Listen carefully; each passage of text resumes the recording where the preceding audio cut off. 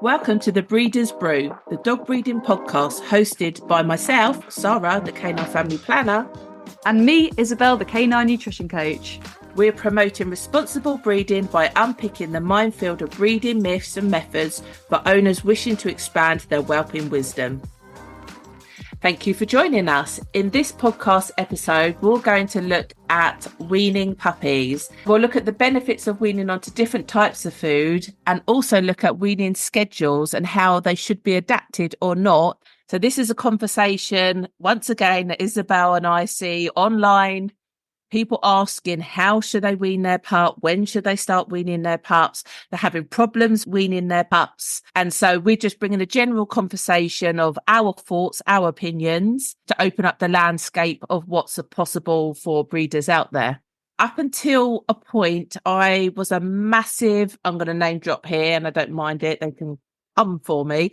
I was a massive pro plan kibble feeding breeder. I used to love the stuff, and I used to really like that. Generally most breeders like a food because they give a good puppy pack or a really good discount or whatever to give to the new owners, and generally they might get chucked a bag of dog food. So even if they don't necessarily feed their adults that food, they might feed the puppies it up until a certain point and then transition across to a maintenance food, what we previously mentioned. Anyway, I was a massive pro plan fan, and what I really liked about it, back in the days when I used to sort of make up a puppy porridge or gruel, as the Americans called it, used to soak it and used to just like make a really nice consistency. It was almost like a ready bread consistency. So there was just no lumps and bumps in it. And so that's one of the reasons that I liked it. And so, yeah, with the Pro Plan, you used to be able to add puppy milk into it, and it all used to just really blend really nicely. So that's why I liked it. Until I had a few issues with puppies that have been weaned onto it and digestive issues that was causing quite significant constipation, to the point of I thought, do you know what, I'm not going to feed that brand of food anymore. And I flitted around with various different brands and different reasons: high quality, low quality, adding this, tack on that, chuck in this. And then I had a problem with a litter that had significant diarrhea. I mean, to the point of I had to delay my 6 weeks puppy viewings because A, they stank, and B, well, I couldn't trust that they wouldn't squit all up the wall while their views were happening. They just looked in such poor conditions. No, it was that bad. It was that horrendous. Oh, no. And I tell you what, I've had pups with E. coli before, but that's for a whole different story as well. And that was kibble-fed dogs. That wasn't anything to do with raw food. And these pups were worse than that. And so we did various amounts of worming. We did stool cultures and we did antibiotics. And none of that fixed these puppies. And it wasn't until I was talking to another breeder and they said to me, you need to raw feed those dogs. I thought, are you crazy? These dogs are squitting here, there, and everywhere, and you want me to put raw food down, and that's going to fix the problem? Like, I literally was just like, honestly. By chance, I ordered a nutriment like trial pack, and I had a puppy block at the time that I'd never gave the dogs because no one was a puppy, and it literally just lived in the freezer forever. So I thought, after that person said to me, you need to put on raw, I thought, you know what? I'm going to defrost that block. And I literally had one tray. That was it. I'm going to defrost that tray. I couldn't starve these pups anymore, reduce their food anymore, but I'm going to defrost this tray. I'm going to cut it up and I'm going to see if they want to eat it. Because I just thought they'd been so under the weather, they might not even have the appetite to eat, and then see what the repercussions were. Put the raw food down. They all come up. They ate it. Within 2 hours, I had the perfect poo sitting on the puppy mat. I couldn't believe it. I even took a picture of it and sent it to a few people. I was like, oh my word. From that day, that converted me to that, at least for weaning puppies, raw was the way to go. And there's tons of advantages. That was just fixing a problem and it worked. Some breeders can be quite apprehensive because they're worried about whether the new owners would maintain the raw feeding. But I think it's become so popular now. I think it's so much more widely accepted than it ever has been. Well, I'd be surprised if a puppy buyer was ever put off with the thought of, I'm not buying a puppy because it's raw fed. I imagine what they would do is actually swap it over onto kibble without telling you. But I don't think you would ever lose a potential puppy sale for that reason. And I would hope that through some education that you could actually explain to them why you'd done that anyway, and they'd be totally bought on to, the reason for it, and that it was beneficial for the puppy. From that day onwards, raw has been definitely my go-to weaning product. And I know you are, from your standpoint of view, you are just having a hugely giggle. into the raw.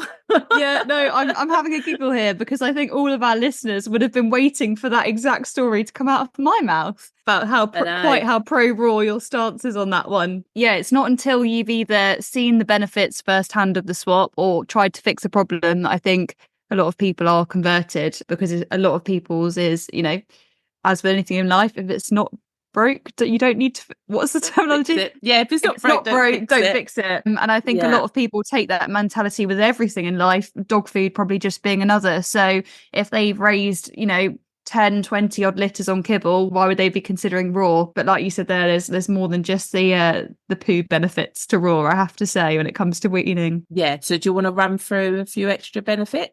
Yeah, absolutely. So for those of you that don't know, I am an avid raw feeder, but I appreciate it doesn't suit everyone. It's not my way or the highway, but raw feeding is where my expertise absolutely do lie.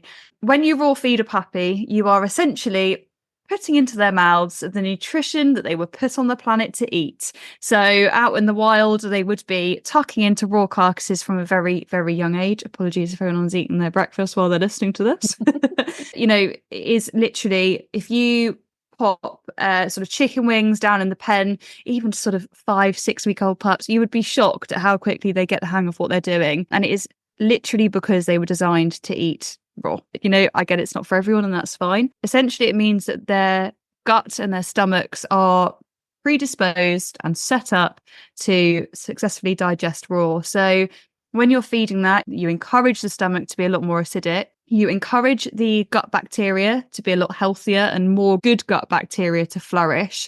When those two things happen, when the stomach becomes more acidic, that obviously means it's going to kill off more things when it hits the stomach. So if your pup happens to ingest something like a nasty bug, that bug is far more likely to die off in the stomach rather than get further down the body and take a hold. And the same goes for the gut bacteria as well. So the more good gut bacteria anyone, not just dogs, have in their gut, that provides a bit of a defensive mechanism. Imagine a really deep moat around a castle and a lovely tall castle wall. That's essentially what good gut bacteria is. It's building a really strong defense mechanism the whole way along those intestines and those guts. So when something nasty happens to pass through that gut, or pathogen sort of wiggles its way through, if you've got a lovely strong defensive system, that's far more likely to not take hold. It just won't be able to make its way through those defenses. So you'll naturally find that you will build a stronger immune system in these young puppies just from food, which is crazy really when you think it's as simple as diet. But when you have got young pups, I know I mentioned it in another podcast episode, but puppies have immunity from their mother. Like with anything in life, it is not a fail-safe. Mum hasn't given them 100% robust immunity against absolutely everything on the planet. So we do need to be doing what we can to give their immune systems a boost, particularly while they're so young and while they're so vulnerable. And as you said there, it's an interesting one because actually if you build that gut and that stomach up, essentially you will end up with less tummy bugs because you are protecting them literally from the inside out. I think it's widely accepted. Some breeders call it the 6-week squits. And there's just this time frame. If you kibble feed, I've never experienced it raw feeding, but if you kibble feed, it doesn't matter how clean you keep the pen. I don't know if the trigger can sometimes be because of worming that then disrupts the stomach and digestive system. And then that sort of sends them on a one-way path to looseness and squittiness. And it's always a concern that I always had definitely as a kibble breeder. And when I'm out and about with my clients, they're asking me, oh, the pups have started doing this, what shall I do? And I've just never experienced those issues since I've raw weaned puppies. Yeah, I noticed very, very little changes between milk-fed poos and raw poos, to be honest with you. There's very little noticeable transition in sort of the digestive system when I'm rearing on raw, I have to say. And like you said there, I think very polite way you named the 6-week. I'm not sure what you called it, but I have not heard it called that. Squits. Okay. Yeah, I've heard it called something. Right, it's commonly known to us as the 6-week storm. Yeah. And Punami, I guess they could be now. Exactly. Yeah. Exactly. That's some nappy ads these days. That terminology. Yeah. But yeah, so it is a common issue. A quick way of solving that is if you feel confident to swap to raw, absolutely swap to raw. Totally understand that weaning is a challenging topic for people. If you're not confident with nutrition and feeding your dog as it is, then weaning an entire litter onto solid food can be really daunting, which again, it's why it's one of my biggest sort of coaching cohorts is coaching breeders on how to wean a litter successfully. And it is something I work with a lot of breeders very closely on for that reason. But if you have got the 6-week squits, don't be afraid to look at natural remedies. Something like a natural slippery elm is absolutely super for young puppies because it is such a natural and safe method of soothing the gut lining. Slippery elm it sounds a little bit wild in its name, but it is just essentially a type of tree bark from the slippery elm tree. And it's a certain portion of the tree bark that contains all of the goodies.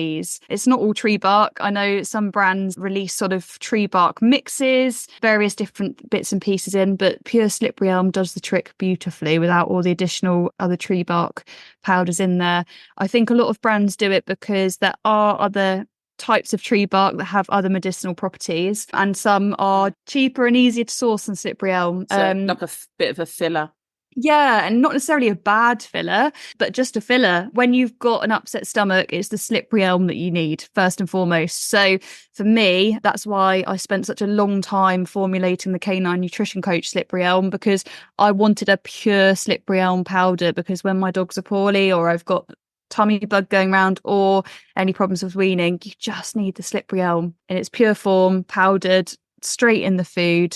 And again, if you get the 6-week squits, you can mix it into their puppy food, their puppy gruel, and it's totally safe for their bodies to be dealing with at that point. They're not too young and it is natural. So it's a great alternative to running them down to the vets where they could be exposed to a lot more harmful germs and goodness knows what else in the waiting room, because essentially the vets is a hospital for poorly dogs, so you don't want to be taking your pups there lightly.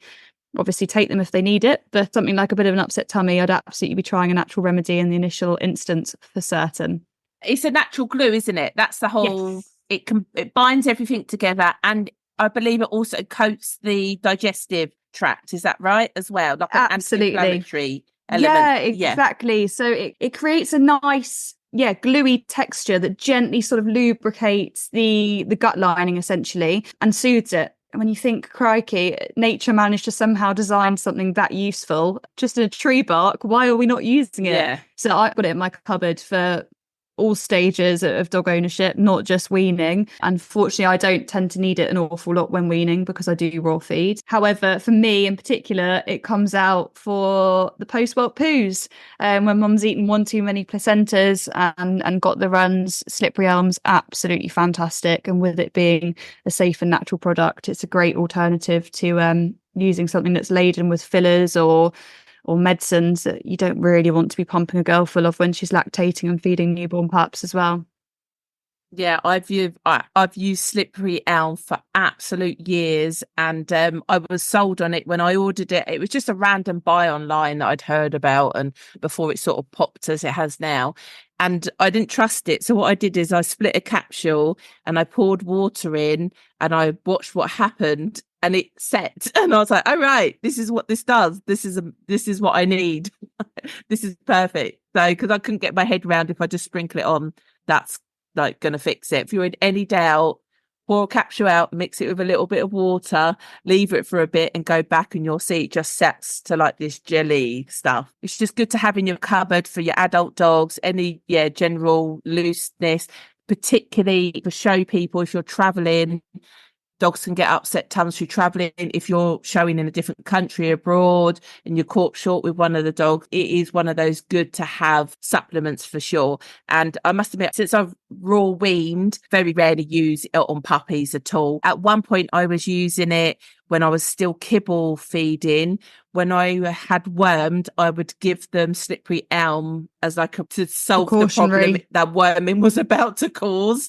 And another product I haven't purchased since raw feeding is procolin in like the syringe. I just don't need stuff. Since slippery elm, never ever since slippery elm, and a natural form of slippery elm as well. You can tell if it's correct because it should look like ground tree bark. Like it's the colour of a light woody brown, and that's how you know that it's a quality supplement and it's pure because it looks the right colour and it smells as you would expect it to smell. But yeah, I've not needed any of the tube stuff since, I have to say. No. And just to sort of move on a bit, when it comes to weaning, since I switched to raw feeding, I don't mix puppy milk into anything. I know people are obsessed with goat's milk.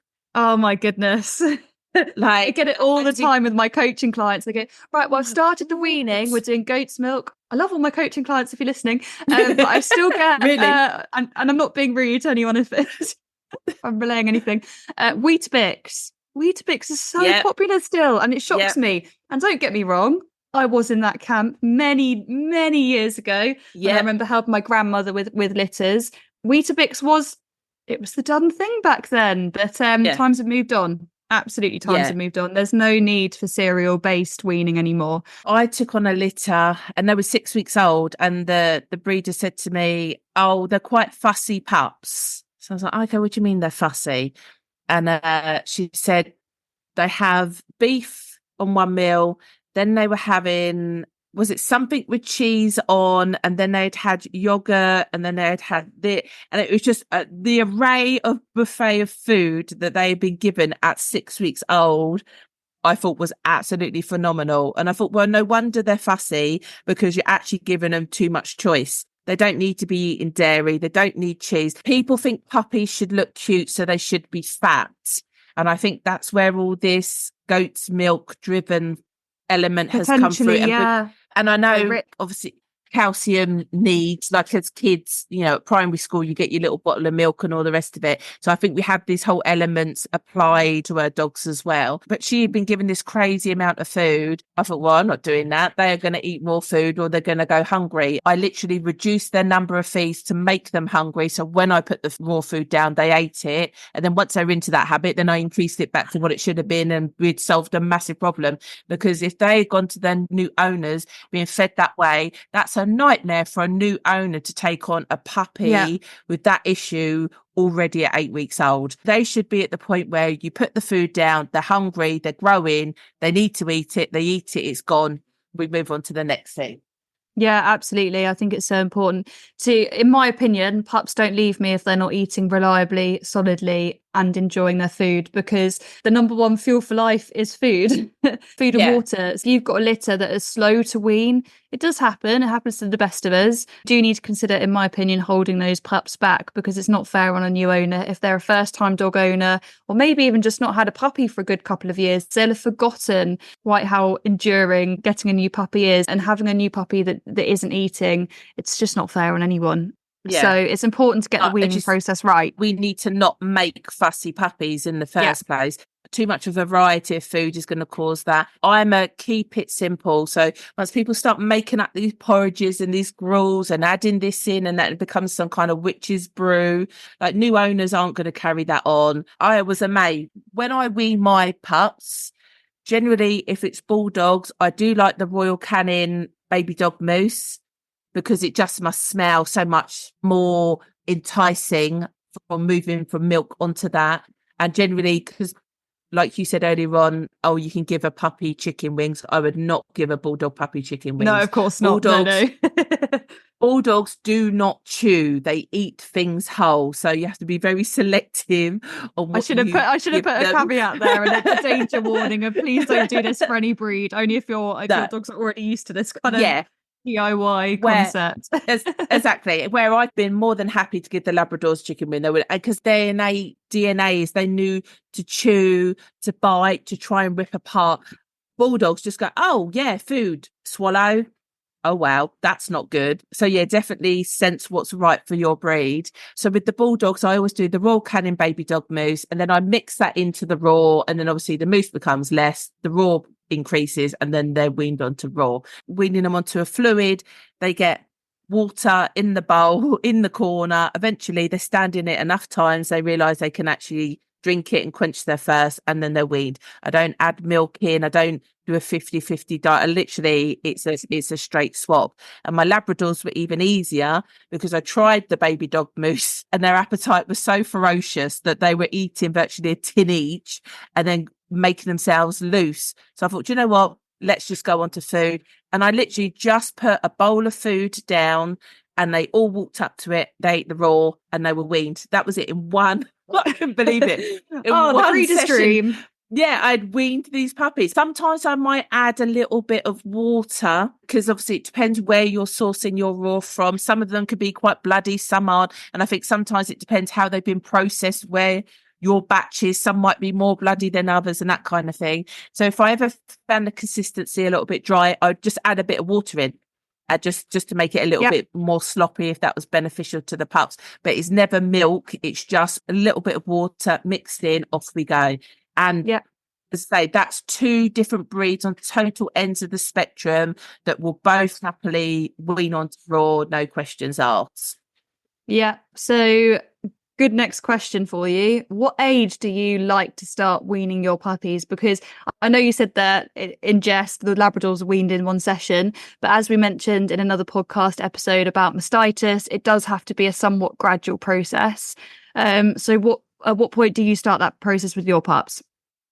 Yeah, generally the Labradors, really, once eyes are open and they can stand, then there's a conversation to be had to start weaning, even if it's at the lowest possible level.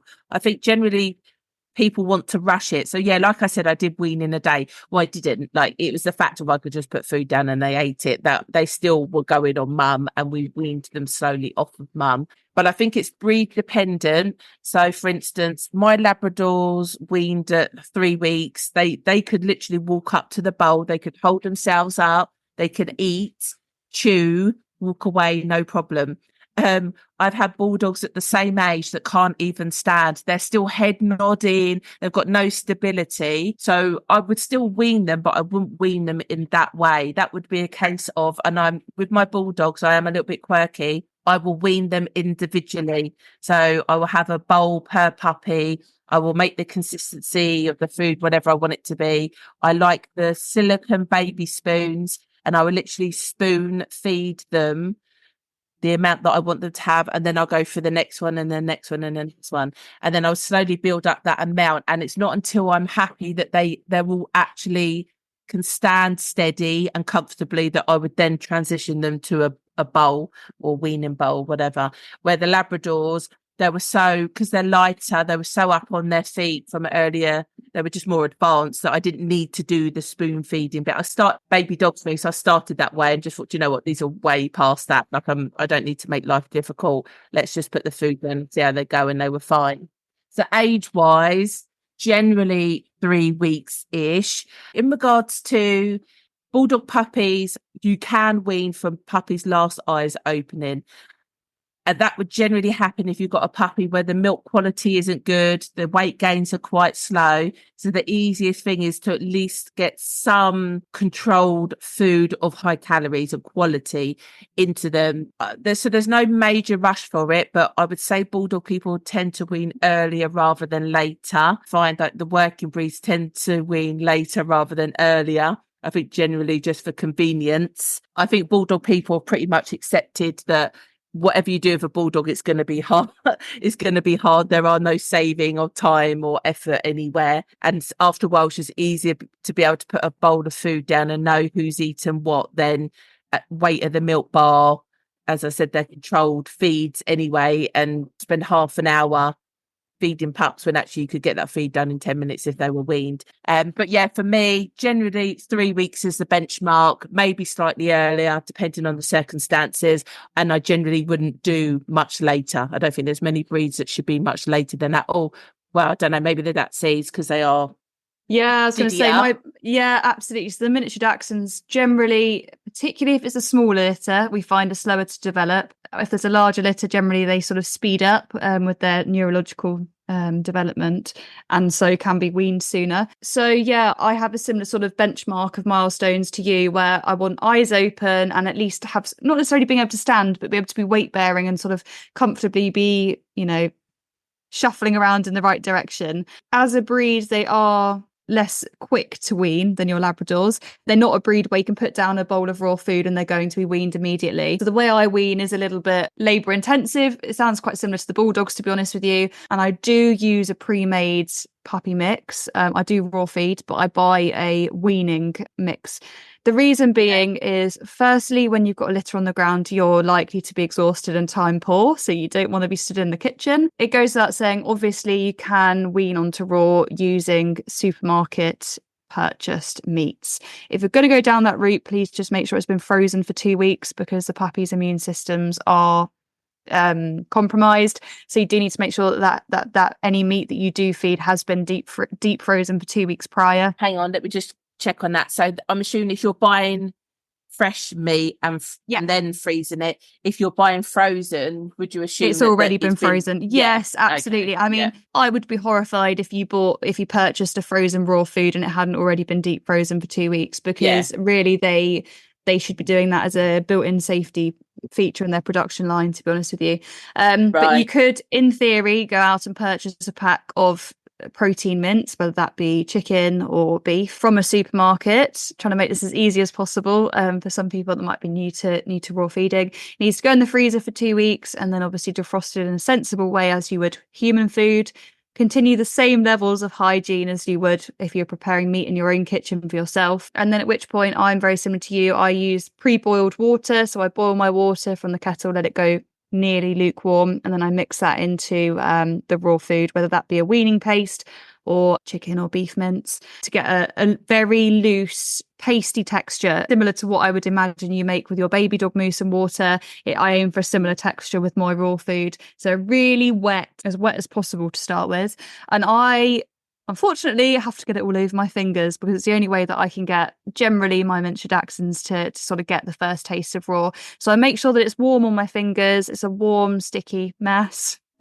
And I have the pups lick it off my fingers. I do it individually, pup by pup. It is a messy affair, but at the end of the day, it's what works, and that's what's most important. And I do that once a day to start with, make sure everyone's getting a good taste for it, and then I obviously increase it slowly as we go. I don't expect my puppies to be on any significant level of raw meat for at least the first week. For the first week, for me, it is very much just having them get good taste of the meat mixture off my hands several times a day, to be honest with you. So they do sound a lot slower to wean in comparison to your Labradors. Honestly, the labs are phenomenal. Even I couldn't believe my luck. I quite like the silicone baby spoons. I'd rather not. That's a much better idea. But because obviously they just fold and bend to the shape. So actually, for the pups, I think you should try that, because they probably wouldn't make any difference. No, it probably wouldn't. Your fingers. In my mind, I do it because I'm like, my fingers are warm, and then I've got warm meat on them. I don't know. To be honest with you, it's probably one of those things. If it's not broke, don't fix it. It's probably the approach that I've been taking with weaning, because I've just been getting it on my hands and doing it that way for a while, but it doesn't mean to say that a new approach might not work. So I'm going to get those silicone spoons ordered in for ASAP for my next litter, I have to say. They're well worth it. When you talked about the human grade food, it will work out very expensive, because yes, absolutely. I had a slight problem with the delivery of some of my raw food, and so I was like, let's run to the supermarket and go and buy all the mince that they've got. And then I was like, wow, this is really expensive for a small mound of raw food. Obviously, people can do that, but cost effectiveness, that Absolutely. is not the way to go. Especially if That's for you've got a sure. large breed or a large litter, 100%. As I sit here, I'm dealing with adult dogs between 4 and 5 kilograms. So you can imagine how small my pups are, and they're on average smaller litters. The other thing that's worth saying is it's a good starting point if you want to go down the route of supermarket minces. Obviously, you need to make sure that they don't have added sodium or added salt, because that will dehydrate new puppies. You'll very often find, sort of even in the freezer section, what looks like potentially just pure chicken breasts that have been frozen. You'll often find that they've been treated with a water sodium mix. So steer clear of anything like that. So if you go in the frozen section and buy frozen mints, the likelihood is that is treated in the same way. You're more likely to need to buy that from the fridge section and then freeze it down yourself, and then obviously defrost it. It's worth me adding here that isn't a balanced diet. No dog can thrive off purely chicken protein or purely beef protein. I say that because it's a great way of getting pups used to the flavour, and it's, with it being boneless mince, it's really easy to change the consistency. So you can start off with loads of water and it's a really wet paste. And as we go, I include less and less water up to the point where it's nice, stringy bits of mince and the puppies are having to chew. At which point, when those pups are thriving and chewing on mince, if you're not a confident raw feeder, it's at that point that you need to consider moving your pups over to a complete or at least a balanced puppy diet, because they will need many more nutrients than just what's in that mince for development. So that's personally why, yes, the supermarket mince is there and we've all been caught short, me included, even when we've got litter on the ground. It's a good tool to use at that point. But I personally, for that reason, will buy a branded weaning paste. The reason I say a weaning paste, even though it's raw, is because if it does have bone content, depending on the brand that you will go with, it will either be a powdered bone that is included or a bone that is so finely minced that the puppies won't struggle on it. If you buy a puppy mix, that is more likely designed for puppies 8 weeks or 10 weeks and above that have already got their puppy teeth nice and in, have understood the concept of chewing, and are happy to consume small pieces of bone. It is not suitable for 4-week-old, 3-week-old puppies. So please make sure you're buying the appropriate pre-made weaning minces, because they are great and I use them. There's no need to be worried about using them. They're brilliant. They're designed with convenience in mind. So there's no need to be afraid of that. No, that's amazing. Your stages are boneless or your weaning paste, and then onto your puppy mix, and then they go to new homes, and then they can transition onto adult from there. Now, people buy the wrong mix and then they've had to pick out all the bits of bone before they give it to the pups and that kind of thing. That's an easy enough transition path, and there's quite a few raw food manufacturers now that actually are supplying a variation of, which before really there was, I only knew of one place. But now that market is definitely opened up now. And just to add, I'm not a massive fan of chicken based raw. I just generally like to stay away from it. And the problem is I found a lot of the raw weaning pastes are chicken based. But I have managed to find non-chicken. Yeah, you do just have to dig around. It's a matter of you've just got to put the hours in the research, or just go to a professional that can help you out, like myself, and I just coach you through it and give the information to you on a plate. Excuse the pun. Yeah. So the other thing is with chicken, it's a great protein. My dogs, as a lot of raw fed dogs, get a whole plethora of different proteins to make sure that they are getting the variety they need, as do my pups before they leave. It's worth saying here that if your bitch suffers from itchiness or potentially allergies, which hopefully she won't, bear in mind you've bred her, but there might be an instance where a girl seems to show some allergenic tendencies after the point you've bred her. If that's the case, chicken is one of the most likely proteins to potentially cause some form of allergy or reaction. There's many reasons behind this, but as I said, if you notice your girl is potentially on that spectrum of being a little bit allergenic, I would consider that the pups could be the same. So you might find that chicken isn't the best protein to be weaning those pups onto if mum already has those tendencies, or dad in that instance, actually, because the tendency to have allergies is genetic. the allergy itself isn't. So if dad is allergic and cannot eat chicken, I'm not saying that the pups will inherit a chicken allergy. It's more the fact that if you have a tendency to have allergies, that is what is genetic. So if mum or dad have some form of allergies, just be aware that if you wean onto any type of food for that matter, not just raw's in some aspects easier to wean onto if that's the case, because it's very easy to identify and pinpoint potential allergenic protein straight away, because generally meat mixes are single protein. It's something to be aware of. Yeah, I've only experienced it once, and the only telltale sign was excessive tear stains, and they all had red crusty necks on them. And so we just changed the protein base and the problem was fixed. And so, yeah, that was kind of the final nail in the coffin for chicken for me. I thought, I'm just not going to do it. I don't feed my adults chicken. So why am I doing that with my pups? Absolutely. So, yeah, like apart from that, they were finding themselves. They gained weight. Stools were fine. It wasn't enough for me not to stop raw feeding. It was just a case of, let's switch up what protein we're feeding. Exactly. Trial and error. Yeah, exactly. And also, I know some breeders are slightly hesitant because they're worried about the conversation of new owners then taking on a puppy that's raw fed. I think I need to say that I'm some kind of hybrid feeder, because I have no alliance, I've said it in other podcasts, to any method of feeding. So I am a person, I like my pregnant mums to be on raw. She stays on raw and while she's weaning, rearing pups and that kind of thing, and the pups I put onto raw. But generally once the pups get to 6 months, I then start transitioning to a kibble food, either for convenience or a cold pressed food. I prefer cold pressed over kibble, but it all depends on the circumstances. So I kind of sell that to my puppy owners, saying, look, even if you really hate doing this, you're getting them at 8 weeks, they're already 2 months old. And at 6 months, I have no problem with you changing them to this. So it's only 4 months of hell at worst. Surely you can get through that,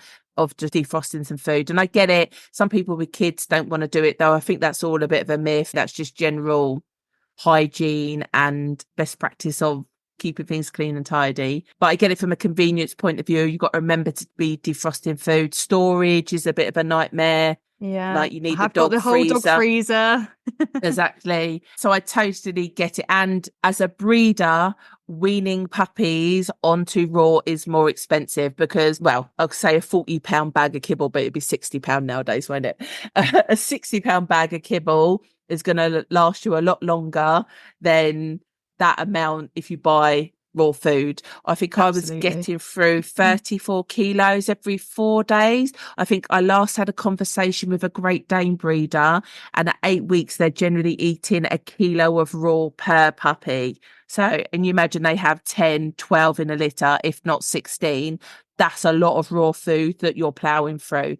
So I understand that the cost element might be a reason why breeders don't go down that route, but to me the positives of it far outweigh that. And even having, I tell you now, a litter of puppies raw fed, you could not clean their pen for 2 days and it still wouldn't smell poo. You might smell a wee, but it wouldn't smell a poo. Raw poo just doesn't emit the odor.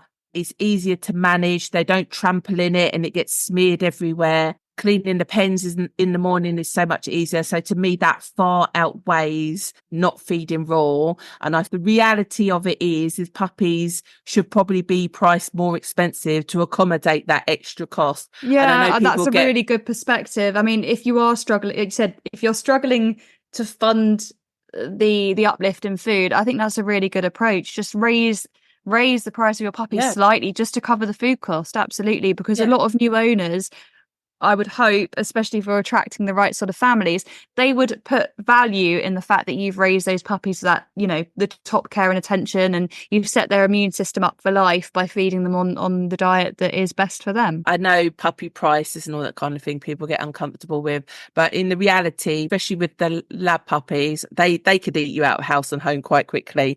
And I said to the owners, the reason the pups are this price is because they've been reared this way, because that's what I believe as a breeder breeder is the best way to start them off on the right path for you. And I tell you what, ever since I've raw fed, I've never had a new owner say, I've got the pup, it's unwell, it's got an upset stomach. I just never had that. I mean, I've changed my vaccination protocol, so that probably might be part of it as well. The whole transition into a new home just seems to be easier. I don't know if it's because of the immune system set up better. It removes all of those conversations. So it is more expensive, but realistically, you need to look at how much benefit that actually brings to the litter and your own sanity of rearing puppies, because it doesn't need to be as a nightmare as people have it be. And I think it ends up being that way because you're trying to keep costs low. Yeah. And so actually from a breeder's perspective, it actually makes your life rearing puppies much more difficult. Let's take that hit and accept that that's going to cost that amount of money, but it means I can rear the puppies this way. So I generally say to my new owners, look, just put up with it for 4 months, then transition across, fill your boot. And then I just recommend, if you're going to do kibble, this one, if you're going to do cold press, this one, if you're going to do raw, this one, you can decide at that point from 6 months old. And I've had some owners go, do you know what? I'm actually moving my dogs that I've already got onto raw because I want to go down the raw food route. And then I've had other owners go, do you know what? I cannot wait till they're 6 months old because I need to put them on the kibble. Which one do you recommend? And there is no right or wrong. I'm over that bit. Ultimately, what I found is that a raw fed puppy will grow totally different. What I've come to realise is, coming from bulldog background, is so many of the puppies are obese.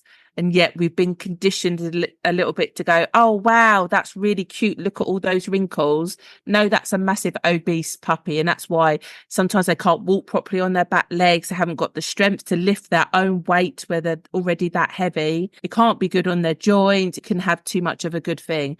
And so what I've realised now is, I know my pups grow different on raw, and I don't need to compare that, because as breeders, we do that. You got your cute little pups, and then you go online, you go, oh my God, look at those ones, and look at those ones, and look how big those ones are. And even I had a microchip in today, and the guy was like, oh, are my pups looking the right size? Like, what were your Labradors like? And I was like, I can't remember. They were the weight that they were. Like, it didn't bother me as long as proportionate is right for the dog. But we get this whole comparison mindset, and we have it all on Instagram and Facebook and that kind of thing.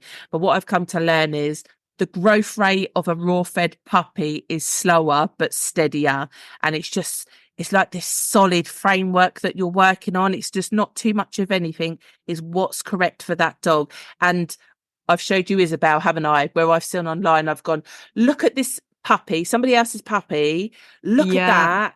And then look what it's grown into. And they weren't comparable. And then when I've looked, oh yeah, because it was just a big fat overdone puppy. And actually probably if they raw fed that pup, they would have known it was going to turn into, well, they would have seen the actual confirmation of the dog to know that actually really it's going to turn into that. It was always going to turn into that.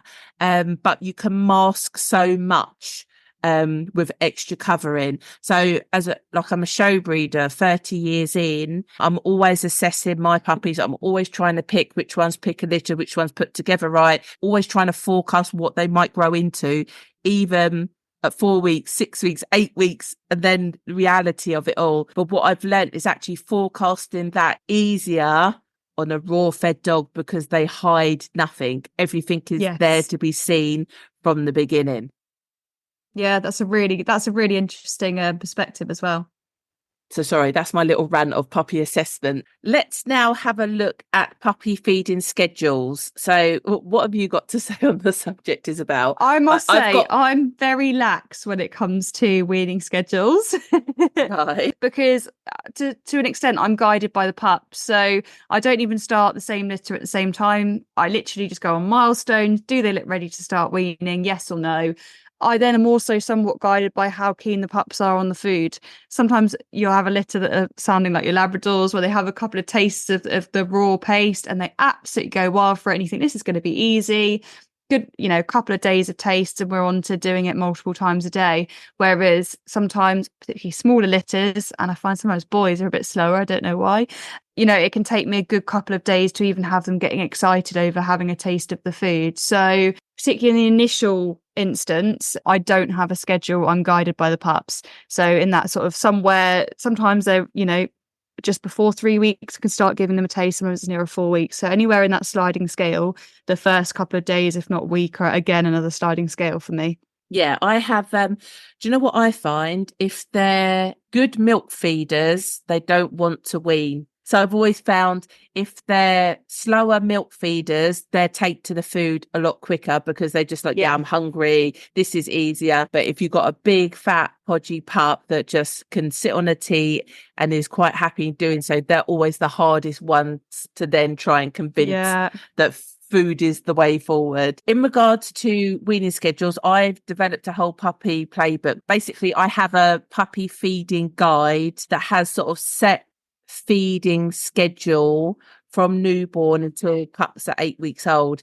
Now, this is exactly that. It's just a guide. So even though I've designed and developed this, it doesn't mean that I religiously stick to this myself, but at least it shows me, for instance, to pick one out, at 4 weeks, typically I would be doing 2, maybe 3 weaning meals a day, and then the other 3 would actually be milk feeds. So it literally is a gauge for me to know whether I'm behind the curve, in front of the curve. It's more important that you go with the puppies that are in front of you rather than trying to force them into a timetable that's not actually right for them. But I like this gauge because, as I say, it just gives you a benchmark of where you should be. So I was going to say it's a free download on the caninefamilyplanner.com website, but it's not. They'll have to buy the puppy playbook then, won't they, Sarah? Yeah, I must say, I actually do use Sarah, the Canine Family Planners playbooks for all of my litters. It does make me laugh. I've got a little stack of the playbooks with all my puppy records in. I used to use Excel back in the day. That used to be the way that I used to store it all. But I'm a big fan of pen and paper. And when you've got puppy brain sitting on your laptop and the bright screens, it's not for me. I'd much rather just pen and paper. You're not going to pull out the laptop at 2:00 in the morning to write something down, where a bit of pen and paper you're going to. So yeah, I mean, I'm all for technology, and who knows, maybe one day we'll get this in an app. Yeah, let's see. But for now, the playbook is, I think it's a 50-page A4 coloured printed workbook, which maybe we'll go through one day. Maybe we'll just do a walkthrough of all the things that are on there, because it is all the... We should, because ultimately that's what you and I both happen to do with our litters, and it's somewhat blueprint that we've inevitably ended up using very similar protocol for, and all the other breeders that purchase your playbook. It's just got in it what breeders need, so it'd probably be quite sensible. As you say, I've got a big old stack, and I actually even like it from the point of view of I can go back and look at that female's first litter or second litter and see how those pups' weight gains are different to what I've got in front of me and that kind of thing. So I think it's just a good archive. So I do have a feeding schedule. I'm not like religious to it. I bend and flex as the puppy's in front of me. Generally, I want pups on 4 meals a day when they leave at 8 weeks old. Yes, I think that's a nice exactly the same. Yeah, that's exactly what mine go. And that fits really easy with like a human's lifestyle of when you would eat anyway. So generally that's what my aim for is in regards to scheduling and weaning. Once you decide to raw feed, the element of making up mixes and porridges and that kind of thing just takes it out the window. As a raw feeder, I am a straightforward person. I just want to buy it in a packet, defrost it and feed it. So I literally would buy just dog boneless, and then I would move on to the weaning paste and then move on to the puppy mix. That I just keep it that simple. I'm not making up my own stuff. I haven't got time for that. It shouldn't be that difficult though, because if you make it so complex that it bends your brain at a time when you're already stressed, you're not going to do it, and you're not going to do it well. So sometimes simple is best, and don't shy away from trying it. It can literally be that simple. And say puppy brain is a dangerous thing, so it is, let me tell you. So those new I learned, me and my mum used to rear litters way back in the day, and we'd have these crazy ideas at like 3:00 in the morning, and then we'd start implementing them. And then we knew by like the 9:00 in the morning feed, it was a really bad idea. So we had like this pact between us that if we had a new idea, we would not implement it until daylight. Because the puppy brain was taking its hold.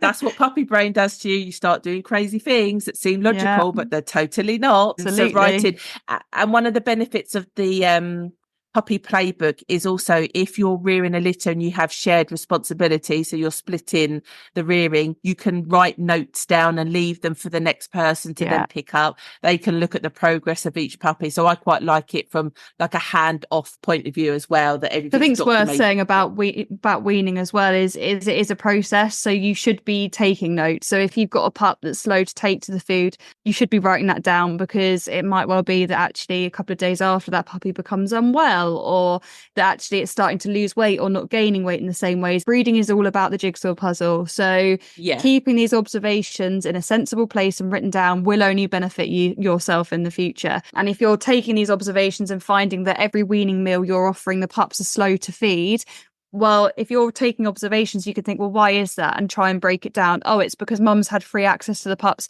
in the hour up to run up. Something that we probably haven't touched on is, for me, particularly as I'm moving into the further processes of further weeks of weaning, I'll make sure that mum's not in there giving them the milk bar half an hour before they're due their lunch. I will intentionally kind of keep her away for an hour, hour and a half, 2 hours, depending on how far along in the process we are, so that the pups are hungry by the time the food comes around. And taking these observations will help you find these patterns. Every day is a school day. You can't raise 2 litters the same way, and you can't probably wean 2 litters the same way. That level of observation is a big one, because, for instance, if I'm going to start weaning, I would always do it the first meal of the day, because they've gone all night and they're hungry. Mum hasn't been with them. My head, that's just something I would do without actually necessarily communicating to somebody. Maybe if you're doing a 9 o'clock, 11 o'clock feed, they're not going to be as hungry because they've had mum in the morning, and then the food is less tempting. That level of detail is what is needed, without a doubt. Have we covered everything? I believe not so. Bad for how to avoid the weaning woes, and that we're very pro raw food. But again, like, there's nothing wrong with kibble. If that's your bag, that's fine. Go with it. We get it from convenience point of view, cost point of view. Absolutely, yeah. And every dog's different.